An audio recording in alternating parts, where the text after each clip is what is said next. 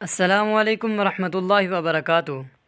ناظرین، 1965 کی جنگ ہو یا کارگل کا محاذ، قوم کے بہادر سپوتوں نے اپنی جان کا نذرانہ دے کر پاک دھرتی کو ہمیشہ شاد و باد رکھا ہے۔ ایسی ہی ایک مثال حوالدار لالک جان شہید کی ہے، جنہوں نے کارگل جنگ میں دشمن کو ایسی کاری ضرب لگائی جو وہ صدیوں تک یاد رکھے گا۔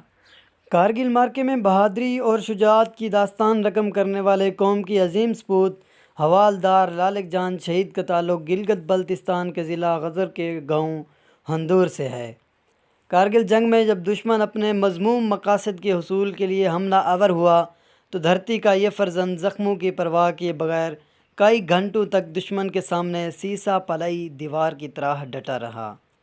حوالدار لالک جان 7 جولائی 1999 کو دشمن کے ناپاک عزام کو خاک میں ملاتے ہوئے شہادت کے اعلیٰ رتبے پر فائز ہوئے۔